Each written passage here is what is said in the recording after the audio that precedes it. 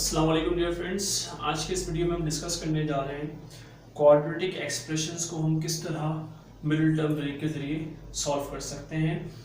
मैं इन दोनों क्वेश्चंस को क्वाड्रेटिक एक्सप्रेशन इसलिए कह रहा हूँ क्योंकि ये क्वाड्रेटिक इक्वेशन नहीं है। क्वाड्रेटिक इक्वेशन की अगर आप स्टैंडर्ड फॉर्म की बात करते हैं, if you take the standard form of quadratic equation, क्या ऐसी चीज़ है जो इस क्वाड्रेटिक इक्वेशन के अंदर मौजूद है लेकिन इन दोनों क्वाड्रेटिक एक्सप्रेशन के अंदर नहीं है। मैं पहले अपनी वीडियो में डिस्कस कर चुका हूँ। That is this equal to, ये इक्वल टू इन दोनों के अंदर मौजूद नहीं है। That is the difference of the algebraic expression and the algebraic equation. These both are algebraic, these both are what? Algebraic expressions. ये दोनों क्या है? अलजेब्रिक एक्सप्रेशंस हैं।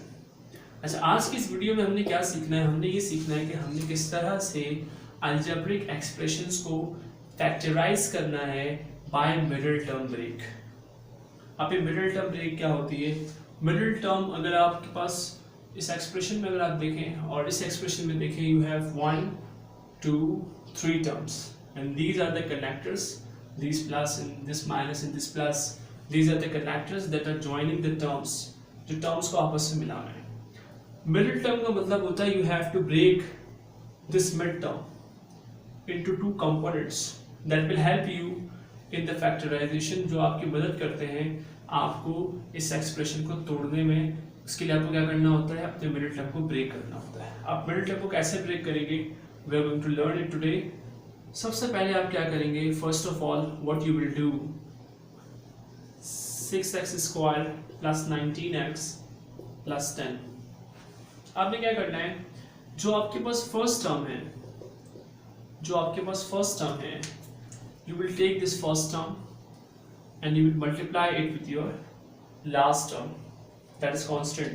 अगर आप फर्स्ट टर्म को लास्ट टर्म से मल्टीप्लाई करते हैं, what you will get, आपके पास एक पर्टिकुलर वैल्यू आएगी, that will be 16x²। हमने ऐसा किया क्यों? आपने करना क्या है? जब आप इन दोनों टर्म्स को, फर्स्ट टर्म को लास्ट टर्म को आप जब मल्टीप्लाई करते हो तो आपके पास जो पर्टिकुलर प्रोडक्ट जो वैल्यू आती है उसका क्या किरदार है मिड टर्म ब्रेक में? तो सुनिए जरा, इसका क्या किरदार होगा। मिड टर्म ब्रेक के लिए शर्त ये है कि जिन दो टर्म्स को आप इस मिड टर्म की जगह रखेंगे, उन दो टर्म्स के अंदर ये पर्टिकुलर रिस्ट्रिक्शंस होनी चाहिए कि वो दोनों टर्म्स अगर मल्टीप्लाई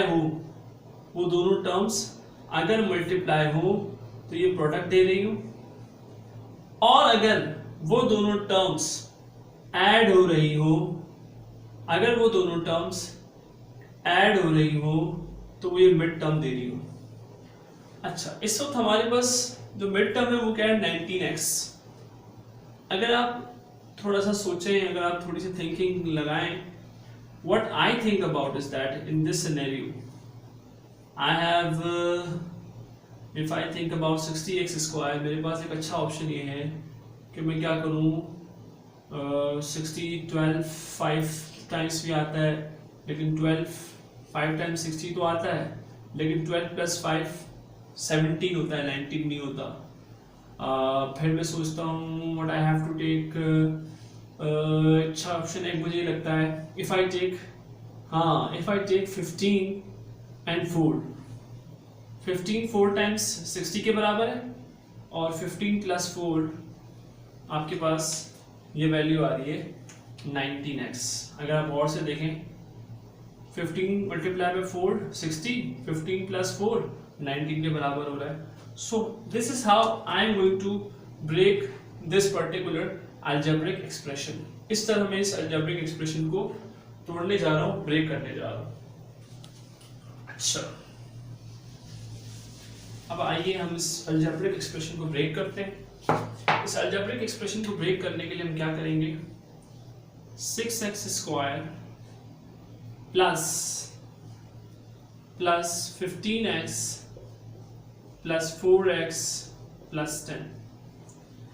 हमने किस तरह से तोड़ा? एक दफा फिर आप देख लें, 15x प्लस 4x, इन दोनों को अगर हम ऐड करेंगे तो हमारे पास ये वैल्यू आ रही है, और अगर हम इन दोनों को मल्टीप्लाई करें 15 4 times 60 x into x square, हमें ये पर्टिकुलर प्रोडक्ट मिल रहा है। अगर हम इसको मल्टीप्लाई करें या ऐड करें तो हमें मिड टर्म मिल रहा है, मल्टीप्लाई करें तो हमें ये पर्टिकुलर प्रोडक्ट मिल रही है। यहाँ तक तो बहुत आसान है। यहाँ से आगे क्या करना है, जब आप इसको एक दफा मिड टर्म ब्रेक कर चुके हैं तो you have to make 2 pairs 1 and 2। आप इनकी पेयरिंग की। अब आप अगर इन दोनों पेयर्स को देखें, इस पेयर को और इस पेयर को, इस पेयर में से आपके पास क्या कॉमन आ रहा है, you will get the common as 3x and here you will get 6x divided by 3, 2x plus 5 times 3 5 times is equal to 15 5 and यहाँ अगर कॉमन की बात करें they both are in the same table of 2 x, no x is not common here, 2 and here it comes 2x plus 5। और अब हमारे पास ये किस में कन्वर्ट हो चुका है, it converts into a single pair। अच्छा, यहाँ पर अक्सर बच्चे क्या करते हैं, इन दोनों को एक साथ लिख देते हैं और इन दोनों को एक साथ लिख देते हैं लाइक दिस, जिस तरह 8 क्लास या 6 क्लास के बच्चे करते हैं, इन दोनों को एक साथ लिख देते हैं। करेक्ट है, सही है, गलत नहीं है, लेकिन लॉजिकली गलत है। लॉजिकली गलत से मुराद क्या है, अगर आप इस पूरे पेयर की बात करें, इधर तो 4 टर्म्स थे 1 2 3 4, लेकिन यहाँ 4 टर्म्स नहीं रहे, यहाँ 2 टर्म्स हुए। क्यों? क्योंकि this bracket is now multiplied is in the product form of with this coefficient. ठीक है, अगर आप ये समझ रहे कि यहाँ पर 4 टर्म्स बाकी है, नहीं, यहाँ पर 2 टर्म्स बाकी, क्योंकि करेक्टर एक ही है। आपने इन 2 टर्म्स से कॉमन लिया है। अगर आप इन 2 टर्म्स से कॉमन की बात करते हैं तो आप मेरे साथ 3x + 2 तो कॉमन नहीं ले रहे।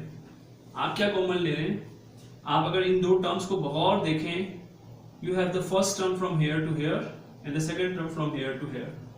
अगर आप इन 2 टर्म्स को गौर से देखें तो आपके पास जो कॉमन आ रहा है वो ये आ रहा है। ठीक है, और उसके बाद अगर आप इस पूरे फर्स्ट टर्म को इस कॉमन से डिवाइड करेंगे यू विल गेट 3x, और इस पूरे सेकंड टर्म को अगर आप इस कॉमन से डिवाइड करेंगे you will get what, +2। This is how we can factorise an algebraic expression. अगर आप अलजेब्रिक एक्सप्रेशन की फैक्टराइजेशन सीख जाते हैं, अगर आप अलजेब्रिक एक्सप्रेशन की फैक्टराइजेशन सीख जाते हैं, बहुत आसान है आप अलजेब्रिक इक्वेशंस को सॉल्व कर सकें। क्योंकि अलजेब्रिक इक्वेशन में क्या करना है, आपके पास जो 2 वैल्यूज आती हैं इनको आपको इक्वेट करना होता है with 0 and you will get the answer of the unknown values. अच्छा, ये तो बहुत आसान सी सीधी सादी सी एग्जांपल थी। अगर अलजेब्रिक एक्सप्रेशन के अंदर इस प्लस की जगह माइनस आ जाए, लाइक हियर, यहाँ पर है हमारे पास माइनस, अगर माइनस आ जाए तो उस सूरत हाल में हमारी जो मिडिल टर्म ब्रेकिंग है वो in a sense I should say that कुछ बच्चे कंफ्यूज हो जाते हैं यहाँ पर। तो मैं उस कंफ्यूजन की वजह से I am going to do this example also in this video. आइए अब इसको भी सॉल्व करके देखते हैं ताकि कंफ्यूजन आपसे डिस्कस हो सके, जो अक्सर बच्चे इसमें गलती करते हैं। 6x square minus 13x plus 6। I am going to do mid-term break. So simple, so easy. मैं क्या करूँगा? I will take this first term. इस first term को मैं multiply करूँगा with the last term. मैं इस first term को multiply कर रहा हूँ last term से। मेरे पास क्या value आ रही है? 36x square। ठीक है, बिल्कुल उसी तरह मैंने क्या करना है, मिड टर्म को इस तरह से ब्रेक करना है कि प्रोडक्ट, मिड टर्म को इस तरह से ब्रेक करना है कि प्रोडक्ट इसके बराबर आए, और एडिशन और सब्ट्रैक्शन अगर मैं करूं तो जो मेरे पास सम है वो इसके बराबर आए। मैंने इन 2 चीजों को ध्यान में रखना है। अच्छा, 36 6 टाइम्स 6 से भी आ सकता है, 6 6 से 36, लेकिन 6 + 6 13 तो नहीं बना रहे। No, this is not correct. अच्छा, then what I have to do, 6 के बाद कौन सा नंबर इसके टेबल में आता है? हाँ, 9 के टेबल में आता है। ठीक है, 9 के टेबल में आता है। इफ आई टेक 9 और 4, 9 4 टाइम्स 36 होता है और 9 4 13 होता है। सही है भाई, मसला हल हो गया हमारा। मैंने 9 भी लिख दिया, यहाँ 4 भी लिख दिया। अच्छा, अब यार कंफ्यूजन क्या है? कंफ्यूजन ये है, मैं अगर यहाँ लेट सपोज लिख देता हूँ 6x square plus 9x plus 4x plus 6। अब कंफ्यूजन क्या है, यहाँ प्लस प्लस 13 तो x तो आ गया, लेकिन साइन यहाँ क्या आ रहा है माइनस। तो मैंने क्या करना है, मैंने दोनों चीज़ों का ख्याल रखना है। यहाँ का साइन भी वही आना चाहिए जो मेरे पास यहाँ आ रहा है, और इन दोनों के सम से जो साइन आ रहा है वो यहाँ का वो भी ही आना चाहिए जो यहाँ चाहिए। मीन्स कि अगर आप मिड टर्म को कंसिडर करेंगे, इट मीन्स व्हाट, अगर आप मिड टर्म को कंसिडर करेंगे तो साइन के साथ कंसिडर करेंगे। यहाँ आपने अगर मिड टर्म को कंसिडर किया है तो आप साइन के साथ कंसिडर करेंगे, इसी से खास ख्याल रखेंगे आप। अभी अगर हम ये मिड टर्म कर रहे हैं, मिड टर्म ब्रेक कर रहे हैं इस वक्त, तो हमें क्या करना है, साइन का भी ख्याल रखना है खास। मैं देखा मैं किस तरह मिड टर्म ब्रेक कर रहा हूँ। I am not going to take +9 + 4, I am going to take -9 into -4। 9 4 time 36, minus minus plus, plus 36 भी हो गया। और अगर मैं -9 - 4 को सॉल्व करता हूँ, minus minus will get plus and 13x will be the answer. और बड़े नंबर का साइन आपको पता है आता है साथ में, तो जो बड़ा नंबर उसका साइन आ जाता है, तो दैट्स हाउ वी गेट -36 है 13x। So simple, so easy. मैं क्या कर रहा हूँ, अब इसको मिड टर्म ब्रेक के जरिए सॉल्व कर रहा हूँ बहुत आसानी के साथ। इंशाल्लाह हम इसको सॉल्व करेंगे। 6x²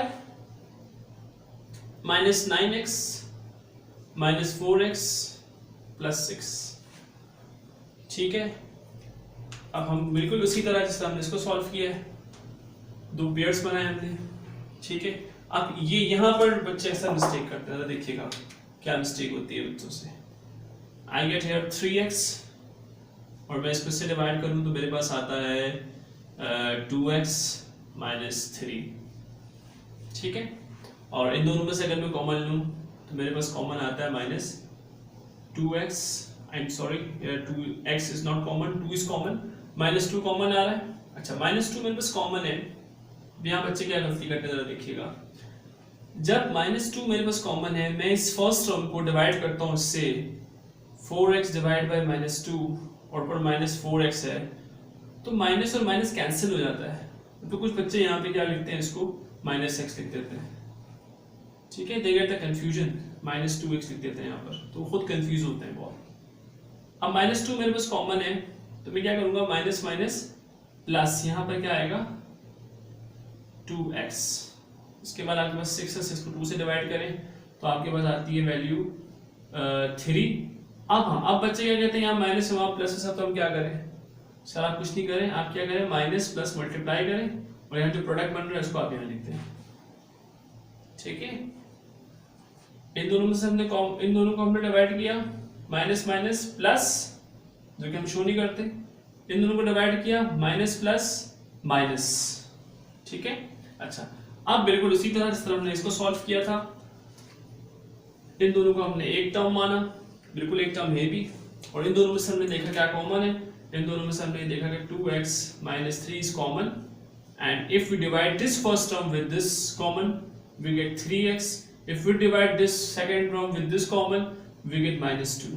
This is how we can solve an algebraic expression, quadratic algebraic expression, so easily by using the middle term break. Inshallah, I will discuss in my next video how to solve an algebraic quadratic equation or quadratic expression by using completing a square formula. Thank you so much for listening me. Allah Hafiz.